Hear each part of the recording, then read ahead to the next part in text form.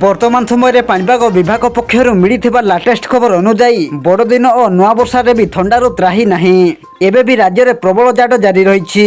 नुआ वर्ष में भी यही जाड़ जारी रही पाणीपाग विशेषज्ञ माने कहते। राज्य में एबे लंबा अवधिर शीत गत 10 वर्ष में कहीं अनुभव करते। तेबे आसंतु पाणीपागर संपूर्ण खबर उपरे नजर पकाइबा, किंतु ता पूर्व वीडियो को गोटे लाइक करंतु एवं वीडियोटी को आपण मानक सांगसाथी मानक अधिकरु अधिक मात्रा रे शेयर करंतु। जदि आम चैनल रे आपण प्रथम थर वीडियो देखुछंती ताहले एबे ही चैनल को सब्सक्राइब करी पाखरे थिबा बेल आइकन को प्रेस करी ऑल नोटिफिकेशन को ऑन कर रखंतु, जहा द्वारा आगो को पाणीपाग संबंधी लेटेस्ट अपडेट आपण माने सर्वप्रथमे आम चैनल माध्यम रे पाई परिबे।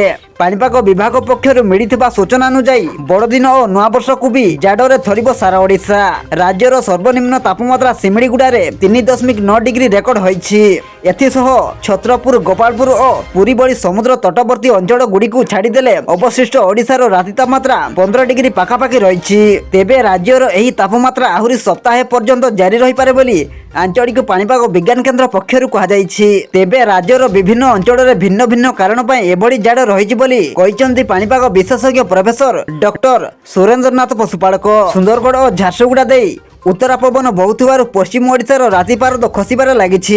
एथिसह कंधमाल, घु, उदयगिरी, बालीगुड़ा आदि आभ्यंतरण ओडिशार पारद निम्नगामी हेबार भिन्न भिन्न कारण रही। साधारणतः आभ्यंतर ओडिशार समुद्र ठारू दूर रे रहुथिबा, वन पहाड़ घेरारे रहुथिबा एवं समुद्र पतन ठारू उच्चरे रहुथिबा सेठार शीत बढ़िबा सह जाड़ लगातार जारी रही। तेबे उपकूलवर्ती अंचल यथा बालेश्वर भुवनेश्वर पर्यंत ठंडा बढ़िबार भी भिन्न भिन्न कारण रही। भुवनेश्वर को सीधा सड़क उत्तरा पवन माड़ दउथुबारु एठारे राति पारद खसिबार लागिछि।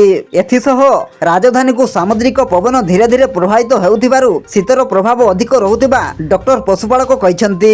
आपण मानकु अनुरोध, रास्ता रे गाड़ी यातायात करुथिबा समय रे अथवा गाड़ी चलाउथिबा समय रे सतर्कता अवलंबन करंतु।